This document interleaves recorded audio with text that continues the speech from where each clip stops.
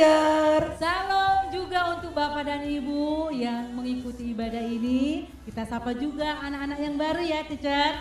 Salam Joshua.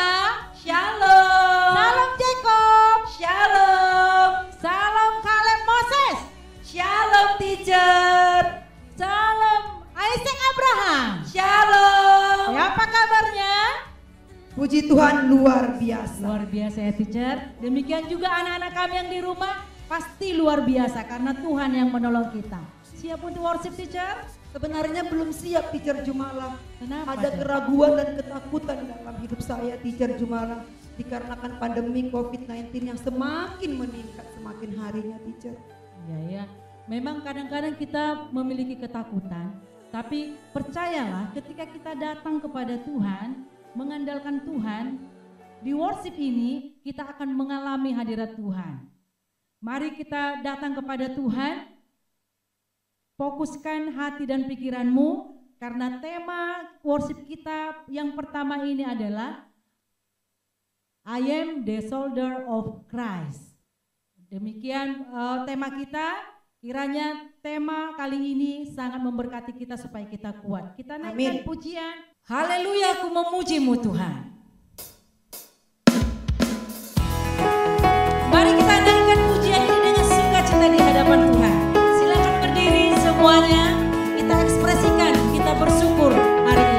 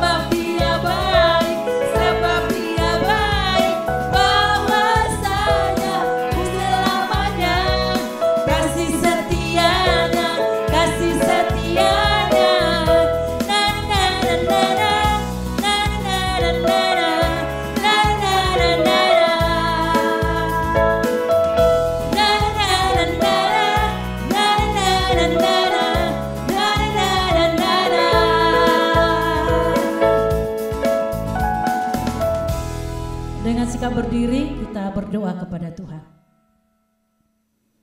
Tuhan pemilik kehidupan kami berdiri saat ini meninggikan Engkau, memuji Engkau karena Engkau Allah kami yang luar biasa, Allah kami yang maha tinggi, Allah pemilik hidup kami. Kami bersyukur dan bangga memiliki Allah seperti-Mu. Terima kasih Tuhan untuk hari-hari yang kami lewati. Kami dapat melewatinya bersama dengan Tuhan. Dan hari ini kami akan memuji Tuhan. Kami akan menaikkan doa kami di hadapan Tuhan. Kami akan dengarkan firman Tuhan. Kiranya berkat Tuhan turun atas kami. Biarlah Allah sendiri berotoritas dalam hidup kami, baik anak-anak kami dan orang tua kami yang di rumah, dan juga para teacher. Kami dapat menikmati ibadah ini karena Tuhan hadir di dalam ibadah ini. Terima kasih Tuhan, berkaryalah Engkau melalui ibadah kami. Di dalam Yesus kami serahkan ibadah kami. Amin. Kita akan kembali menyanyikan satu lagu. Kita angkat satu lagu pujian, Sebab Kau Besar.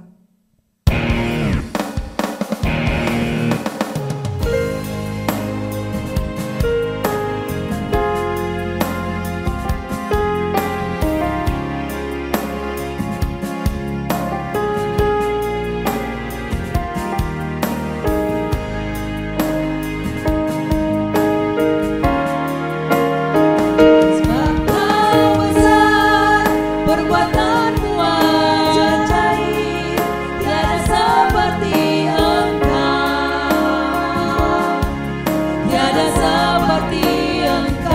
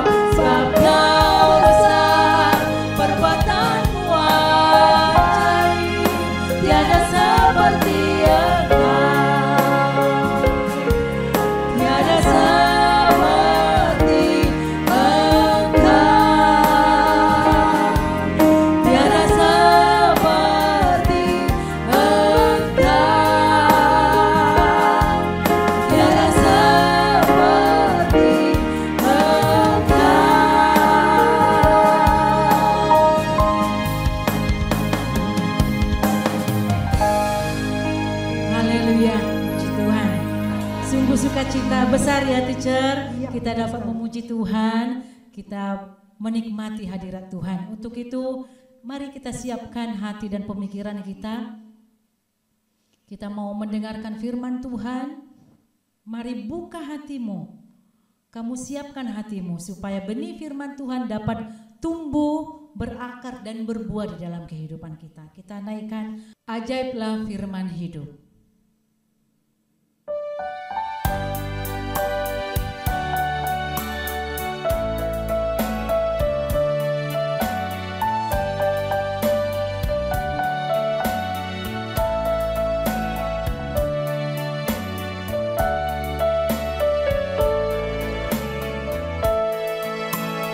Nyanyikan lagu pujian tentang firman hidup.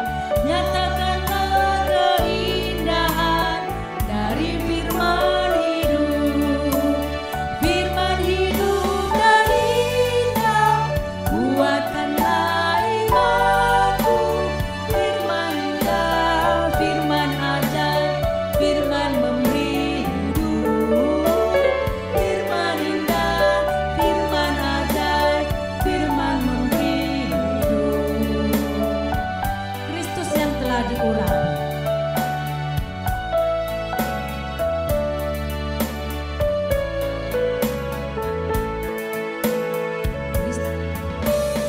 Kristus yang telah diurapi di firman hidup.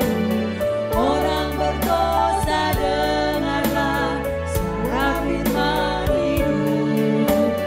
Yesus memberi kelepasan dan membawa ke surga. Firman indah, firman ajaib, firman memberi hidup. Firman indah, firman ajaib, firman memberi hidup.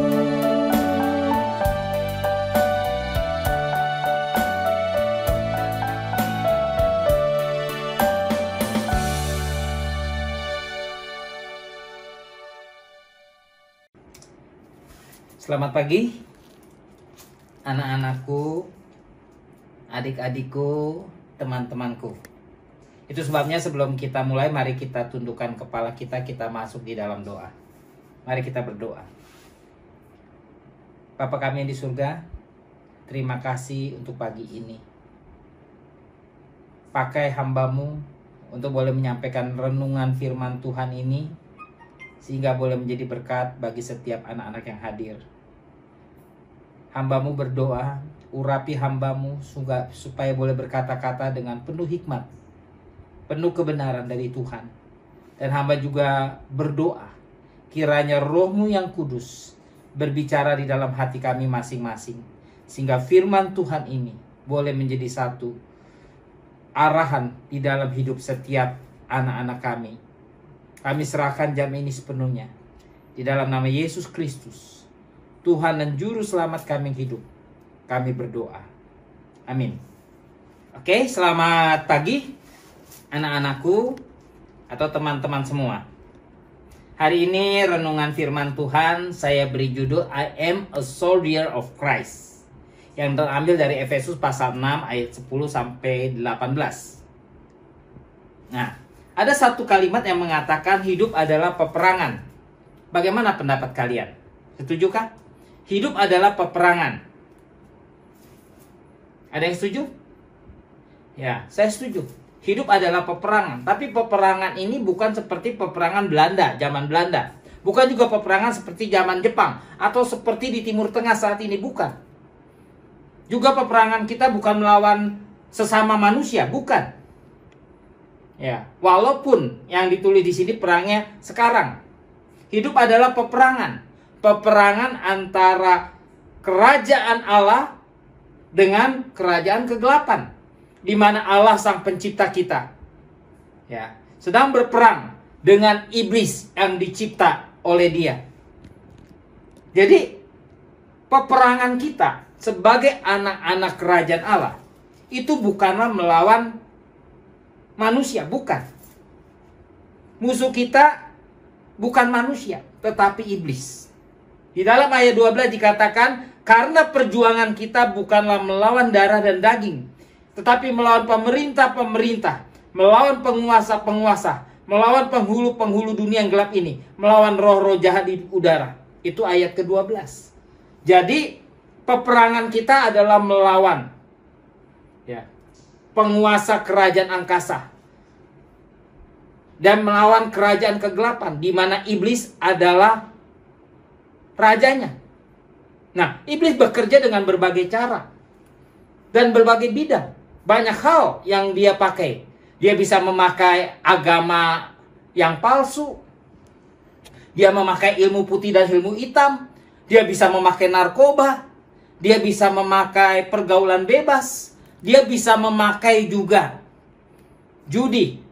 Dan berbagai cara dia bisa pakai. Yang penting bagi dia, bagaimana membawa manusia jauh dari sang penciptanya. Membawa manusia terpisah dari sang penciptanya.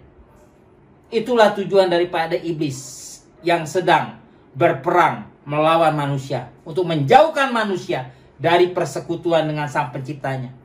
Nah, di tengah kondisi seperti ini, bagaimana kita sebagai umat kerajaan Allah harus bersikap? Yang kita harus persiapkan, pertama, kita harus kuat di dalam Tuhan. Itu ayat ke-10. Dikatakan akhirnya, hendaklah kamu kuat di dalam Tuhan, di dalam kekuatan kuasanya. Kita harus kuat, saudara. Kita harus kuat di dalam Tuhan.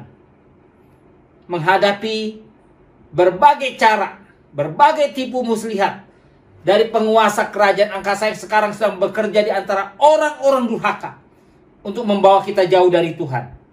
Kita harus kuat. Nah, untuk kuat ini bagaimana? Bagaimana caranya? Setidaknya ada beberapa cara. Pertama, tentu saja, kalau kita mau kuat, kita harus percaya dahulu kepada Tuhan Yesus. Percaya kepada Tuhan Yesus. Kalau tidak, ya berarti kita bukan umat kerajaan Allah. Jadi pertama, kita harus percaya kepada Tuhan Yesus. Nah, yang kedua, bukan hanya kita percaya kepada Tuhan Yesus, kita harus bertumbuh dewasa dalam Kristus. Bertumbuh. Nah, saya pernah mengatakan, kenapa kita harus bertumbuh? Karena bertumbuh itu adalah tanda dari hidup. Ini yang pertama. Pertumbuhan itu tanda dari hidup. Saudara perhatikan baik-baik. Semua yang hidup pasti bertumbuh. Karena hidup. Jadi yang hidup pasti bertumbuh. Kedua, kenapa kita harus bertumbuh? Karena pertumbuhan adalah kehendak Allah. Supaya kita menjadi serupa dengan Kristus. Supaya kita yang adalah anak-anaknya makin lama makin menjadi serupa dengan Kristus. Menjadi to be like Jesus. Ketiga, supaya kita menjadi orang Kristen yang kuat. Berdiri dengan kokoh. Ya, sama seperti misalnya saudara menanam pohon. Kalau baru menanam pohon, pohon itu baru berakar, bertunas, kurang lebih mungkin 2 minggu saudara cabut gampang. Tapi coba kalau saudara menanam pohon, misalnya pohon mangga, pohon nangka, pohon yang besar, saudara tanam sudah 10 tahun, saudara mau cabut, saudara akan susah karena dia sudah punya akar yang kuat dan dibangun ke atas. Untuk menggoyak, mendorongnya pun kita susah. Jadi yang ketiga, kenapa kita bertumbuh? Hanya melalui pertumbuhan kita menjadi orang Kristen yang berdiri dengan kokoh dan berdiri dengan tegak. Di tengah hempasan angin, kita akan tegak tetap berdiri. Tegak tetap berdiri. Ini yang poin ketiga. Yang keenam, kenapa kita harus bertumbuh? Karena melalui pertumbuhan, kita bisa menghasilkan buah. Nggak ada pohon yang baru ditanam langsung berbuah. Melalui proses pertumbuhan, sesudah masanya tiba, dia berbuah. Jadi ada 4 hal yang bertumbuh. Pertama, pertumbuhan adalah tanda dari hidup. Kedua, pertumbuhan adalah kehendak Allah. Ketiga, pertumbuhan supaya kita menjadi orang Kristen yang kokoh. Yang keempat, melalui pertumbuhan kita bisa menghasilkan buah. Jadi kita harus menjadi orang Kristen yang bertumbuh. Jadi ini poin yang kedua dari kenapa kita harus kuat di dalam Tuhan.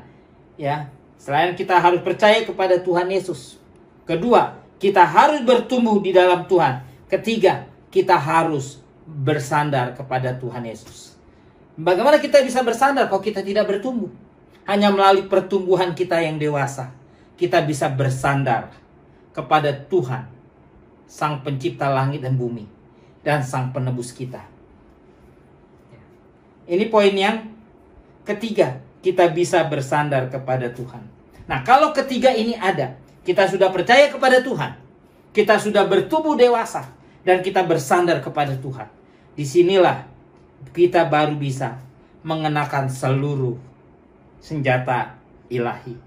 Kita bisa mengenakan seluruh persenjataan ilahi. Jadi, ini poin yang kedua. Yang pertama, kita harus kuat di dalam Tuhan. Kedua, kita harus mengenakan seluruh persenjataan ilahi. Saudara, di dalam ayat ke-11 dan 13 kita akan baca bersama-sama ya. Bagi teman-teman yang di rumah, bisa membaca juga di rumah masing-masing ya. Ayat 11, Efesus pasal 6 ayat ke-11. Kenakanlah seluruh perlengkapan senjata Allah, supaya kamu dapat bertahan melawan tipu muslihat iblis. Ayat ke-11, ayat ke-13. Sebab itu ambillah seluruh perlengkapan senjata Allah, supaya kamu dapat mengadakan perlawanan pada hari yang jahat itu, dan tetap berdiri sesudah kamu menyelesaikan segala sesuatu. Nah, dari dua ayat ini, teman-teman, coba perhatikan. Ada ayat yang pertama bertindak secara pasif, yang kedua bertindak secara aktif. Misalnya di dalam ayat ke-11. Kenakanlah seluruh perlengkapan senjata Allah supaya kamu dapat bertahan melawan tipu muslihat iblis. Ini tindakan secara pasif. Ya, kita bertahan. Yang kedua, sebab itu ambillah seluruh perlengkapan senjata Allah supaya kamu dapat mengadakan perlawanan pada hari yang jahat itu, dan tetap berdiri sesudah kamu menyelesaikan segala sesuatu. Dan di sini dikatakan mengadakan perlawanan. Ini aktif. Jadi, ya, ketika kita mengenakan seluruh senjata Allah, kita harus bertahan dan juga kita harus aktif. Sama seperti pertandingan. Saudara misalnya sepak bola. Kalau saudara punya misalnya tim, ya, misalnya tim Batam bertanding dengan tim mana. Tapi ketika tim Batam cuma bisa bertahan, wah, kita bahaya juga, kita nggak mungkin bisa masukkan gol kan. Nah, namun sebaliknya, kalau tim Batam hanya menyerang, kita tidak bisa bertahan, kita juga bisa kecolongan. Jadi di dalam pertandingan kita perlu bertahan dan kita juga perlu menyerang. Begitu juga di dalam peperangan, kita bukan hanya bertahan, tapi kita juga harus menyerang.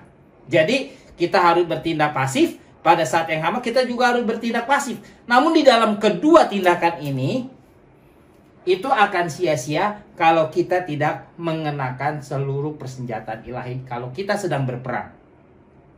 Jadi kalau kita tidak sedang berperang, kita misalnya bertahan, kita misalnya menyerang, tapi kita tidak menggunakan seluruh persenjataan ilahi, kita bahaya. Itu sebabnya di dalam ayat ke-11 dan ayat ke-13, maka dikatakan, perhatikan, baik kita aktif menyerang maupun kita pasif bertahan, maka dikatakanlah di dalam bagian pertama ayat ke-11, kenakanlah seluruh perlengkapan senjata Allah. Kenakanlah seluruh perlengkapan senjata Allah, seluruh perlengkapan senjata Allah. Kemudian di ayat yang ke-13 juga dikatakan, sebab itu ambillah seluruh perlengkapan senjata Allah. Dua-duanya dipakai hal yang sama, seluruh perlengkapan senjata Allah, seluruh perlengkapan senjata Allah. Jadi kita harus mengenakan seluruh perlengkapan senjata Allah, sehingga kita menjadi seorang prajurit Kristus yang baik. Ya, jadi kita harus mengenakan seluruh persenjataan ilahi, baik di dalam tindakan pasif kita maupun di dalam tindakan aktif kita. Tapi kita harus semuanya memakai seluruh perlengkapan senjata Allah. Nah, perlengkapan senjata Allah seperti apa, teman-teman? Pertama, berdiri tegak. Nah, kalau saudara misalnya jadi prajurit, ya teman-teman jadi prajurit. Waktu jadi prajurit, kita lagi perang sambil tidur-tiduran, ya, sambil baca koran, sambil santai. Kira-kira bisa? Wah, bahaya, mati dulu saudara. Ya, jadi tidak bisa, kita harus berdiri tegak. Ya. Sama di dalam ayat yang ke-14 dikatakan, jadi berdirilah tegak, berikat pinggangkan berdirilah tegak. Jadi ini dulu aja ya. Jadi berdirilah tegak di dalam 14a. Jadi berdirilah tegak. Ingat, ketika kita mengenakan perlengkapan pertama, ketika kita mengenakan seluruh perlengkapan senjata Allah, pertama, kita harus berdiri tegak. Kedua, berikat pinggangkan kebenaran.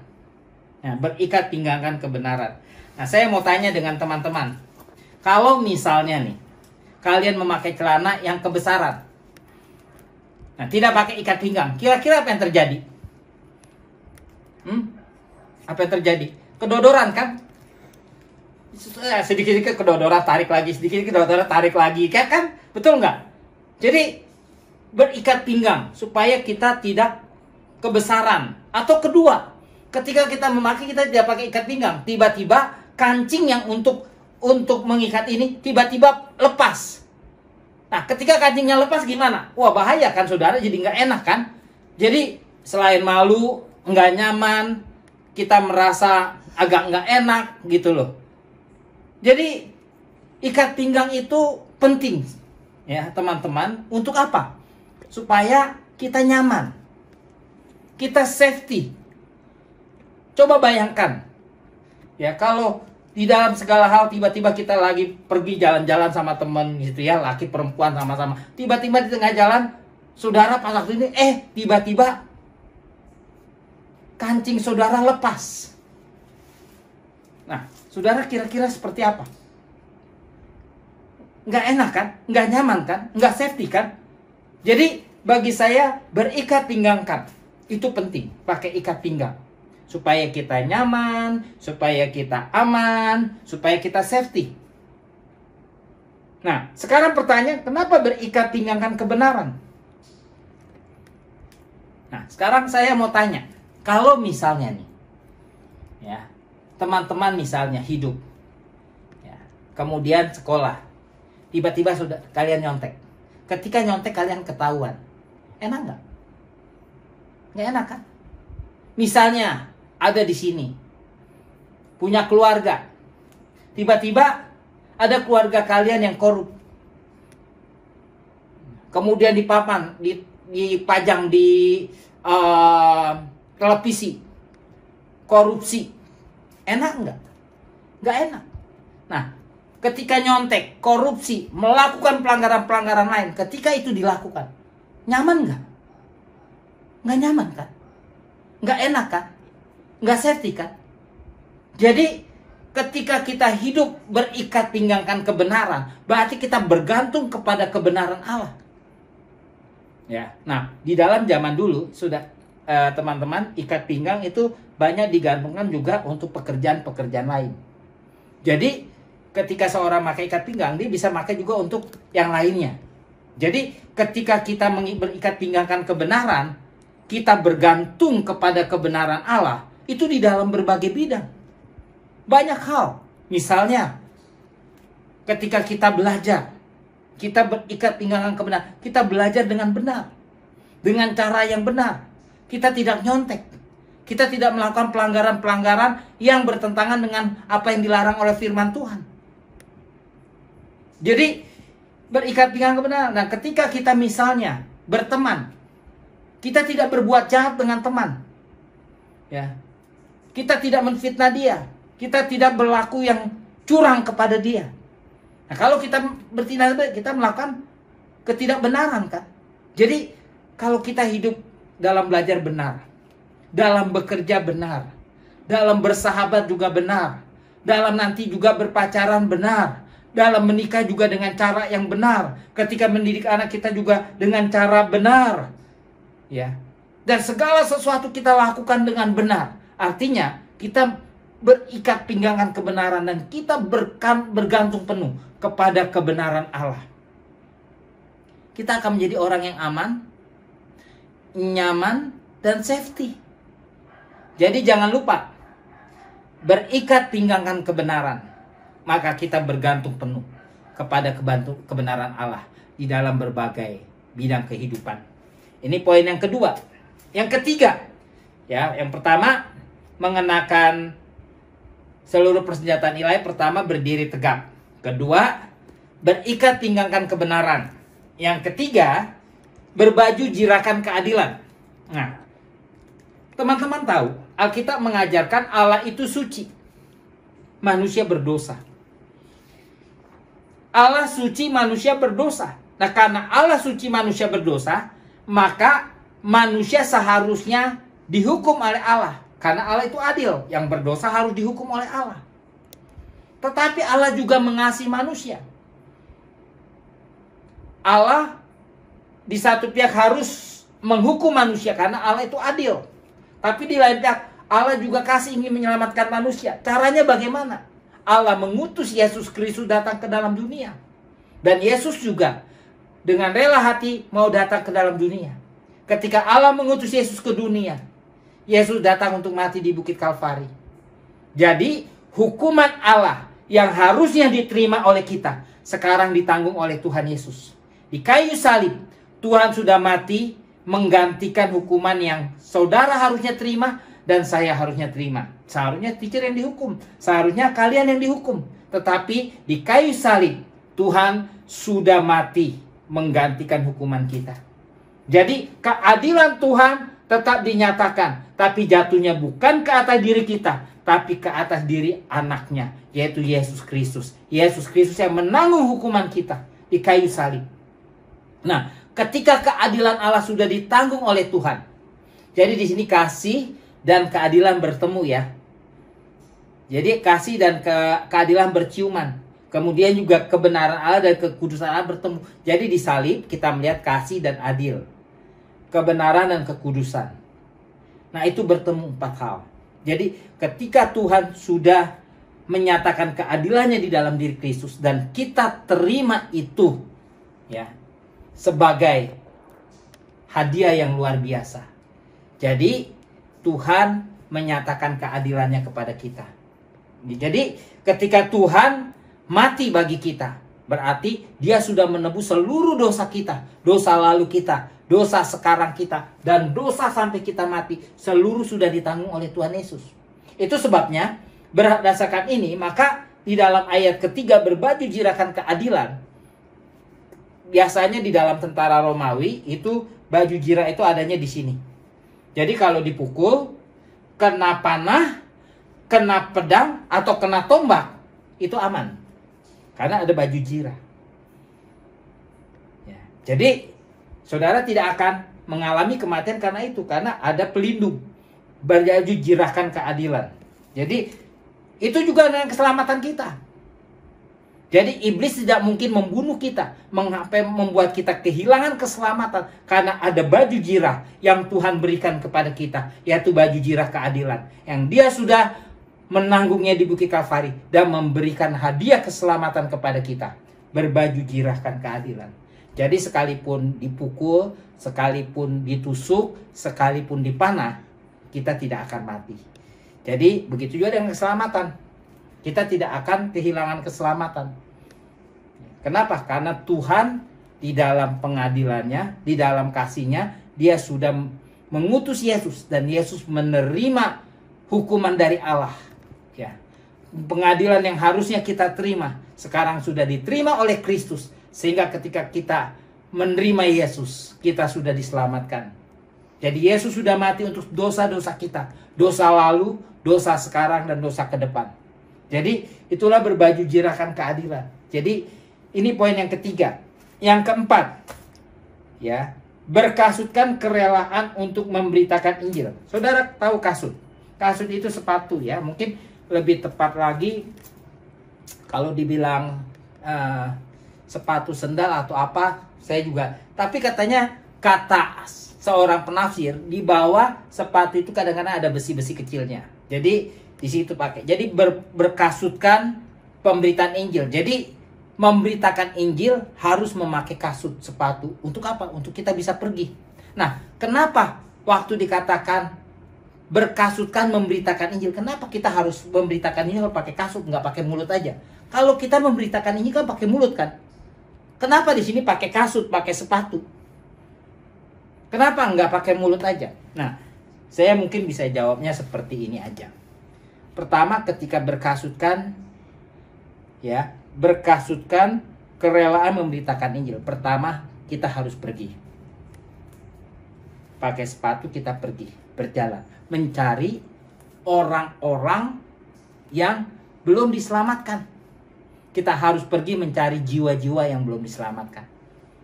Jadi orang-orang yang belum percaya harus kita cari. Kedua, kita juga harus memberitakan Injil kepada dia. Injil damai sejahtera. Yang ketiga, ya, bukan hanya kita pergi, kita memberitakan Injil, tapi yang ketiga, juga ada teladan yang baik. Karena ketika kita jalan, ada jejak-jejak yang ditinggalkan oleh sepatu. Jadi ada satu teladan yang indah dari seorang penginjil. Jadi ketika kita memberitakan Injil bukan hanya melalui perkataan kita, tapi bagaimana hidup kita juga mencerminkan kehidupan yang benar.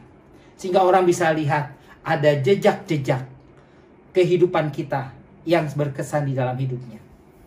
Jadi ini yang poin ke-4, berkasutkan kerelaan untuk memberitakan Injil. Ya, jadi yang keempat. Yang kelima, jadi udah ada 4 ya dia. Kita harus mengenakan seluruh persenjataan ilahi. Pertama, berdiri tegak. Kedua, berikat pinggangan kebenaran. Ketiga, berbaju jirakan keadilan. Yang keempat, berkasutkan kerelaan untuk memberitakan Injil. Ya. Jadi di ayat 3 yang pertama itu ada di ayat yang ke-14. Berdiri tegak, berikatkan kebenaran, dan berbaju jirakan keadilan itu ada di ayat 14. Jadi berdiri tegak, berikat pinggangan kebenaran, dan berbaju jirakan keadilan itu ayat 14. Nah kemudian yang kerelaan memberitakan Injil itu ada di ayat yang ke-15. Kakimu berkasutkan kerelaan untuk memberitakan Injil damai sejahtera. Itu ayat yang ke-15. Nah yang ke-16, pergunakanlah perisai iman. Itu ayat ke-16. Dalam segala sesuatu pergunakanlah perisai iman, sebab dengan perisai itu kamu akan dapat memadamkan semua panah api dari si jahat.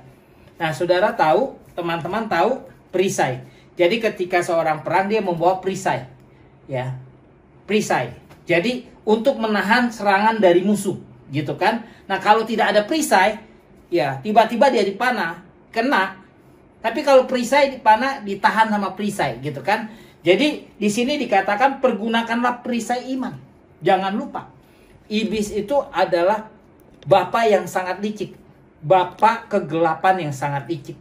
Dia memakai berbagai cara, berbagai tipu muslihat untuk menjerat, khususnya anak-anak Tuhan, supaya kita tidak menyembah Tuhan yang benar. Kita makin tertarik ke Dia, makin berjauh dari persekutuan dengan Tuhan. Akhirnya terhilang dari persekutuan dengan Tuhan. Itulah tipu muslihat iblis. Dia memakai berbagai cara, berbagai tipu muslihat. Yang penting satu, supaya kita tidak menyembah Tuhan. Bagaimana caranya? Kita bisa ditaklukkan oleh dia. Nah, untuk menaklukkannya tuh mudah tapi susah. Susah tapi mudah. Pertama apa? Pakai iman. Kalau saudara percaya, ya, dengan iman, kita bisa menahan seluruh tipu muslihat iblis. Sehingga kita tidak akan terseret, tertarik, terbawa oleh tipu muslihat iblis. Yang seringkali mencelikkan mata kita.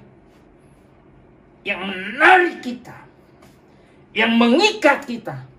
Yang membelenggu kita. Yang memperbudak kita di dalam dosa.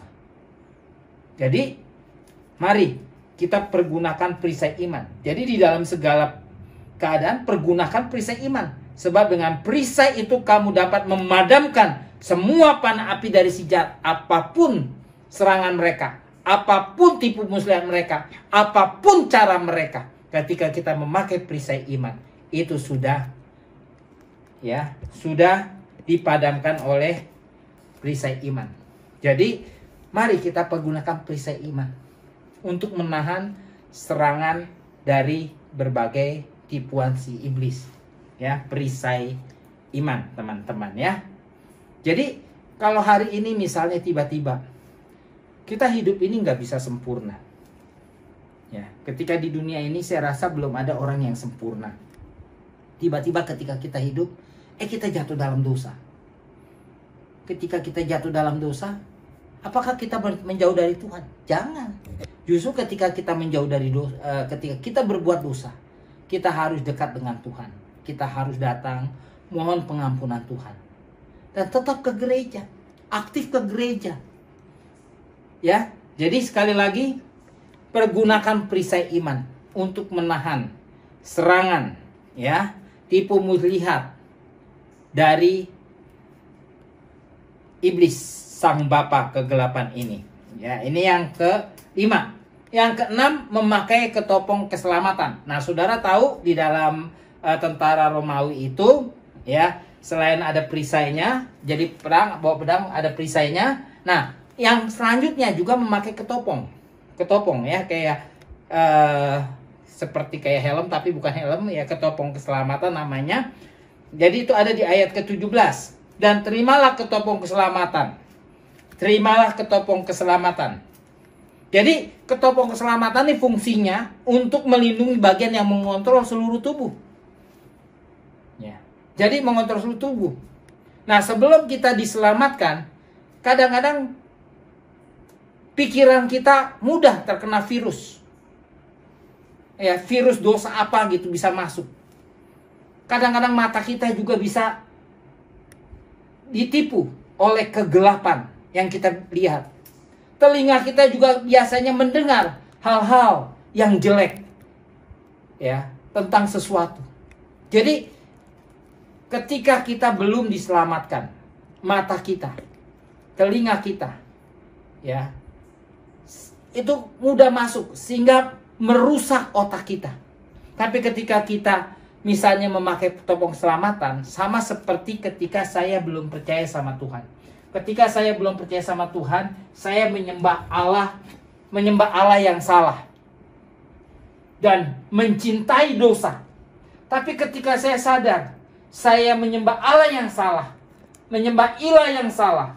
Akhirnya ketika saya mendengar tentang Yesus, akhirnya saya bertobat. Saya berbalik 180 derajat dari Allah yang salah, Allah yang palsu. Saya sekarang kembali kepada Allah yang benar. Dari dulu mencintai dosa, sekarang saya kembali membenci dosa. Nah, ketika saya sudah diselamatkan, ya, memperoleh keselamatan, saya berbalik dari Allah yang palsu ke Allah yang benar, dari mencintai dosa kepada membenci dosa. Nah, ketika saya sudah memakai topeng keselamatan, maka seluruh, ya, pikiran saya, seluruh mata saya, seluruh telinga saya mengarah ke hal-hal yang positif. Artinya memakai ketopong keselamatan. Ya. Jadi sekalipun diserang, ya, dengan berbagai tipuan, tapi karena saya sudah diselamatkan, Yesus sudah mati bagi saya, dan saya percaya Allah saya itu Allah yang seperti apa, dan saya sudah membenci dosa, sekalipun tipu muslihat berbagai cara menyerang saya, tapi karena ada ketopong keselamatan, saya tetap bisa bertahan. Dan saya tetap hidup di dalam ketopong keselamatan yang saya miliki. Dan saya tidak keluar dari ketopong keselamatan yang menyesatkan itu. Ya, jadi saya tetap memiliki ketopong keselamatan sekalipun serangan banyak. Saya tetap setia kepada keselamatan yang Tuhan sudah anugerahkan kepada saya. Begitu juga dengan kita.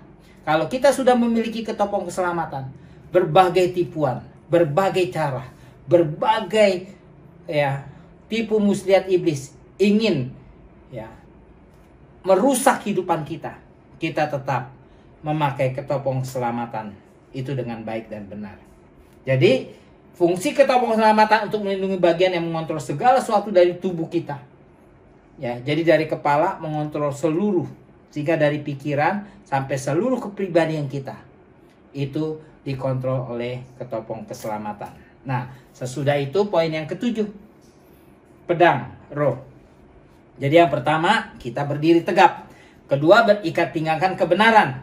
Ketiga, berbaju jirakan keadilan.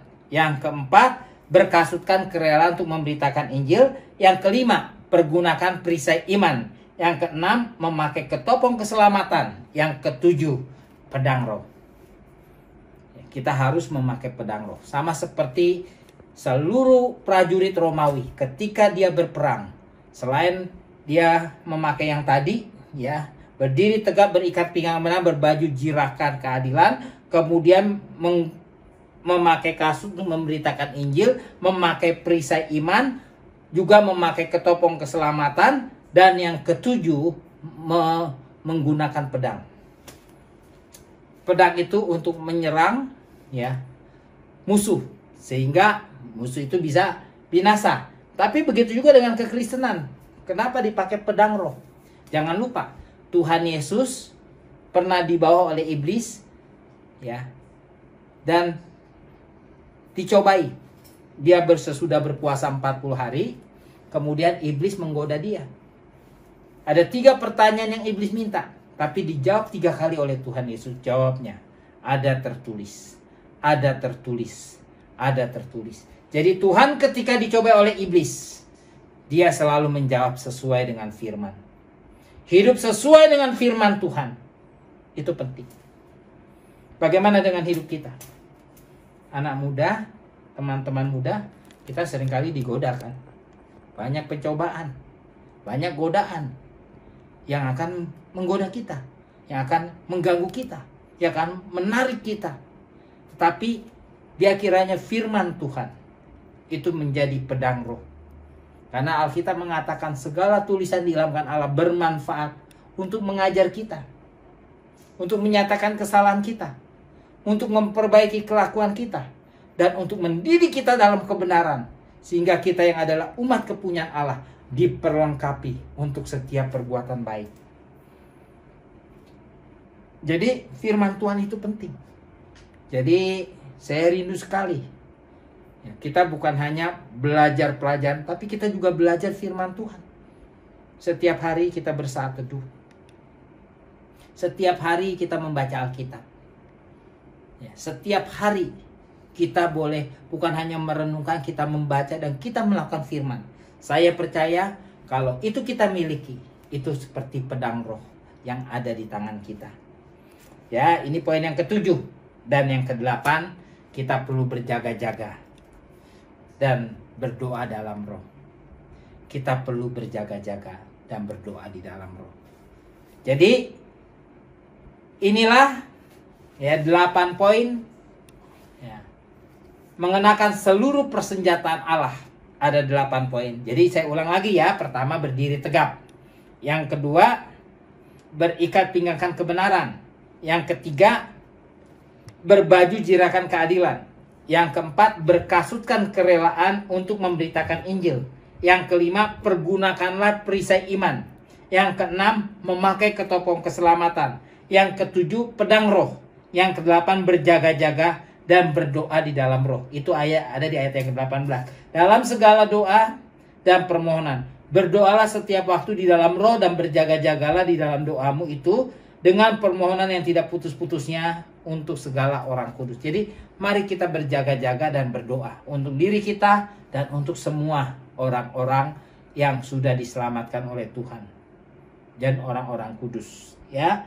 Jadi saya berharap sekali anak-anakku, teman-temanku, kalian menjadi orang-orang Kristen yang terus bersandar kepada Tuhan ya, bersandar kepada Tuhan dan mengenakan seluruh persenjataan ilahi. Dan saya berharap dari semua yang hadir dan mendengar ini, saya berharap kalian menjadi soldier of Christ ya, menjadi prajurit Kristus yang kokoh, dibina di sekolah ini dan ke depan menjadi leaders, menjadi pemimpin yang baik dan menjadi seperti seorang prajurit Kristus yang boleh berdiri tegak dan menggunakan seluruh perlengkapan senjata Allah dengan baik dan benar. Kiranya Tuhan memimpin kita, Tuhan memberkati kita, dan Tuhan menyertai kita. Ya, mari kita tundukkan kepala kita masuk di dalam doa. Mari kita berdoa. Tuhan Yesus, kembali kami datang. Kami sudah belajar firman Tuhan pada pagi ini. Hamba-Mu berdoa kiranya Roh-Mu yang kudus bekerja di tengah-tengah pemberitaan firman. Roh-Mu yang kudus meneguhkan firman itu di dalam hati kami masing-masing, sehingga firman ini boleh tertanam, boleh berakar, boleh bertumbuh dan berbuah di dalam kehidupan setiap kami yang hari ini mendengar. baik untuk hamba-Mu, untuk para rekan guru, untuk anak-anak saya, kami semua, ya juga teman-teman kami. Kiranya Tuhan bekerja dan memimpin kami. Kami rindu setiap orang yang hari ini hadir. Tuhan jadikan kami sebagai prajurit-prajurit Kristus yang boleh hidup di dalam kekuatan Allah dan mengenakan seluruh perlengkapan senjata Allah dengan baik dan benar. Sehingga kami menjadi orang Kristen yang boleh bertanggung jawab di dunia ini. Di dalam nama Yesus Tuhan dan Juru Selamat kami hidup.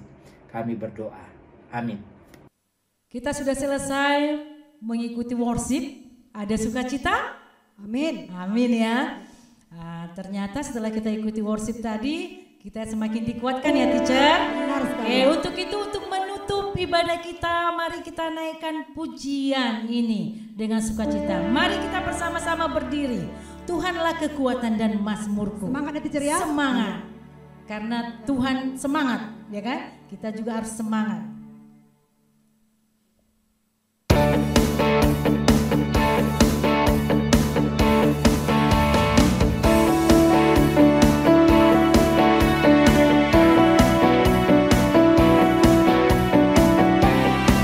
Nyatakan dengan serius dan sungguh-sungguh. Ya, benar. Tuhanlah kekuatan dan mazmurku. Dia gunung batu dan keselamatanku. Hanya padamu hatiku percaya. Dialah kebenaran dan kota perlindungan. Rupanya ku mau selalu bersyukur sebab cintamu padaku takkan pernah berubah. Hatiku percaya walau bumi bergoncang, gunung-gunung beranjak, namun kasih setiamu tak pergi dariku. Sekali lagi kita naikkan ini pujian ini lebih semangat lagi, dan inilah menjadi keyakinan kita bahwa Tuhanlah kekuatan kita.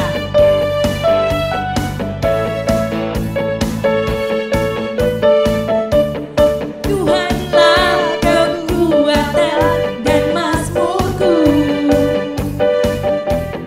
Dia gunung batu dan keselamatanku. Hanya padamu hatiku percaya. Dialah kebenaran dan kota perlindungan. Ku mau selalu bersyukur sebab cintamu padaku takkan pernah berubah. Hatiku percaya walau bumi bergoncang, gunung-gunung beranjak, namun kasih setiamu tak pergi. Dan kasih setiamu, namun kasih setiamu tak pergi. Sekali lagi, namun kasih setiamu tak pergi dariku.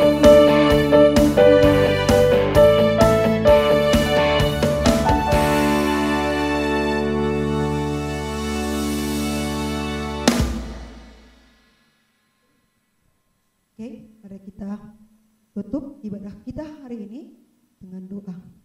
Bapa yang di surga, Bapa yang baik, sungguh kami bersyukur ya Allah buat berkat-Mu, sebab Engkau telah memberkati kami, Engkau telah memimpin worship kami dari awal sampai kami boleh menutup worship ini. Ya Tuhan, biarlah setiap firman yang sudah disampaikan oleh hamba-Mu boleh menjadi pelita buat kehidupan kami. Dan biarlah Tuhan, pujian-Mu yang sudah kami naikkan Bapa boleh terus menguatkan kami dalam kehidupan kami untuk melewati hari-hari kami.